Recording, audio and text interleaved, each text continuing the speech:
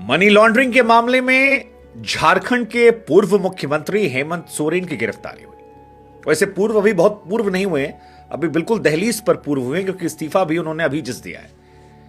पहले चल रहा था कि उनकी पत्नी जो हैं वो शायद मुख्यमंत्री बन जाएंगी, लेकिन बाद में जब भाभी ने विरोध किया तब पत्नी की जगह पर चंपई सोरेन जी को मुख्यमंत्री बनाया जा रहा है। लेकिन इतिहास ने खुद को फिर दोहराया है। एक और राज्य, ईडी का मनी लॉन्ड्रिंग का केस और एक और बड़े नेता की गिरफ्तारी। मनी लॉन्ड्रिंग का यह मामला जिसको लेकर तकरीबन 40 घंटे तक हेमंत सोरेन के कथित तौर पर फरार होने की खबर सामने आई थी।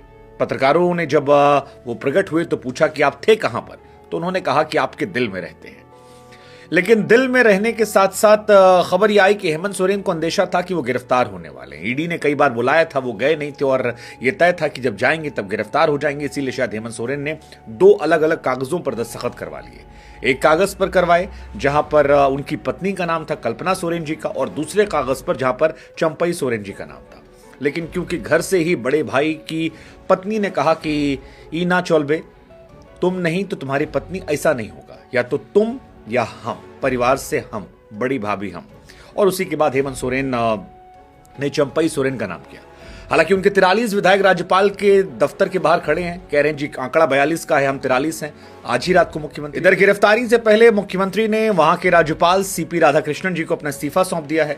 ईडी ने उन्हें गिरफ्तार कर लिया है, साथ में दफ्तर ले गई है।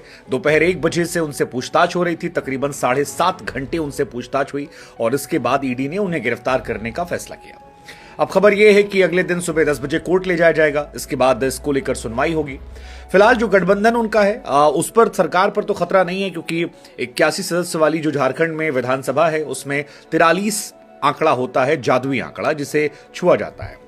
जो गठबंधन है वो ये दावा कर रहा है कि हमारे पास अप्रॉक्स 48 मेंबर्स हैं, जिसमें 43 तो वो दावा कर रहे हैं कि हम राज्यपाल के दफ्तर के बाहर खड़ा कर रखे हैं, जिसमें जेएमएम जो है उसके पास 29, झारखंड मुक्ति मोर्चा, लालू जी की आरजेडी के पास 1 है, कांग्रेस पास 17, सीपीएमएल के पास 1, उधर बीजेपी का जो गठबंधन है उसके पास 32 विधायक है, वो भी अपना चल रहा है।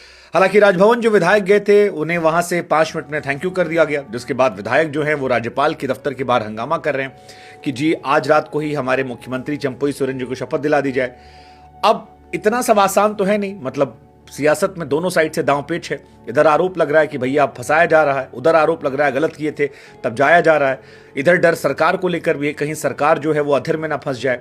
लेकिन 43 विधायकों का समर्थन का लेटर जो है वो कहा जा रहा है कि राज्यपाल को गया है और मेक श्योर किया जा रहा है कि गिरफ्तारी के बीच में सरकार ना जाए, सरकार बनी रहे। बाकी तो ईडी ने दरअसल कुल मिलाकर 10 समन भेजे थे, जिसमें 9 तो इग्नोर किए गए थे। फिर 20 जनवरी को उनके आधिकारिक आवास पर पूछताछ हुई थी और फिर समन गया था कि 29 या 31 जनवरी को अपनी उपलब्धता जो है वो पेश करें और उसके हिसाब से जाएं।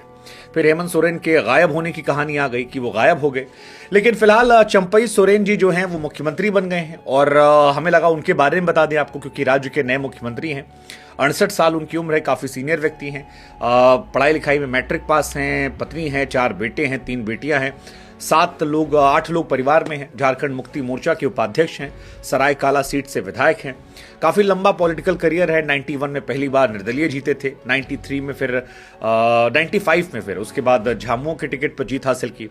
उसके बाद 2005 से लगातार सरायकेला से ही वो विधायक बने हुए हैं। बीजेपी सरकार में 11 सितंबर 2010 से लेकर 18 जनवरी 2013 तक कैबिनेट के मंत्री थे। 13 जुलाई 2013 से लेकर 28 दिसंबर 2014 तक हेमंत कैबिनेट में मंत्री थे, खाद्य मंत्री थे। 2019 में परिवहन और SC ST पिछड़ा वर्ग कल्याण मंत्री थे। बिहार झारखंड बंटवारे में शिबू सोरेन के साथ एक अहम भूमिका निभाई थी और झारखंड में कहा जाता है कि उनकी जो इमेज है व्यक्तिगत तौर पर वो एक टाइगर वाली इमेज है, मतलब उनको लोग टाइगर कहते हैं। कई बार होता है ना, कोई जोशीला आदमी होता है उसको लोग कहते हैं टाइगर है मेरा, टाइगर है, टाइगर है। तो ये वही वाला टाइगर है जो यहां पर कहा जा रहा है। ये कहानी फिलहाल यहां पर है। अब नए मुख्यमंत्री हुआ, हालांकि झारखंड की भी गजब की स्थिति है। 23 साल केवल झारखंड बने हुआ और 23 साल में 11 मुख्यमंत्री जो है वो वहां हो गए। इसी वजह से हम कह रहे थे कि छोटे राज्यों की बड़ी पॉलिटिक्स होती है। बाबूलाल मरांडी जी से शुरुआत हुई, फिर अर्जुन मुंडा बने, उसके बाद हेमंत सोरेन के पिताजी शिबू सोरेन जो हैं वो बने, फिर मधु कोड़ा जी बने, रघुवर दास बने, हेमंत सोरेन उसके बाद बने हैं और अब एक नए मुख्यमंत्री बन गए हैं। तो कुल मिलाकर वहां की पॉलिटिक्स जो है वो जबरदस्त तरीके से बदलाव होती रही। हालांकि जिस फैमिली से वो आते हैं, सोरेन फैमिली, ये काफी स्ट्रांग फैमिली मानी जाती है। कैसी फैमिली मानी जाती है? जो झारखंड की पॉलिटिक्स में काफी मजबूत हैसियत रखती है और खासतौर पर जब से गठबंधन बना है तब से वो बहुत ज्यादा स्ट्रांग हो गई है। इधर इनके तमाम समर्थक जो हैं वो कह रहे हैं कि अगर ईडी गिरफ्तार करेगी तो हम भी जेल जाएंगे, हम भी नेताजी के साथ जाएंगे। पार्टी के बैनर पोस्टर को लेकर तमाम कार्यकर्ता जो हैं वो आगे जा रहे हैं और केंद्रीय एजेंसी पर तमाम आरोप लगा रहे हैं। उधर हेमंत सोरेन की तरफ से भी झारखंड के हाईकोर्ट में एक याचिका दाखिल की गई है जिस पर सुनवाई होगी सवेरे 10:30 बजे। वो भी दिलचस्प है। लेकिन ईडी के मामलों में अक्सर ऐसा देखा गया है कि ईडी के पास जो विशेष अधिकार ताकत होती है मनी लॉन्ड्रिंग के मामलों को लेकर, उसमें नेताओं के बाहर निकलने के चांसेस बड़े कम रहते हैं। और यही वजह है कि दिल्ली में चाहे मनीष सिसोदिया हो, सत्येंद्र जैन हो या बाकी जितने लोग गए, वो बड़े लंबे समय बाद या तो निकले या फंसे रह गए या वहीं पर हैं। देखते हैं। लेकिन ईडी की एक और बड़े नेता की गिरफ्तारी अपने आप में दिलचस्प है। इसको लेकर आपकी सोच क्या है? हमें कमेंट सेक्शन में जरूर आप बताइएगा।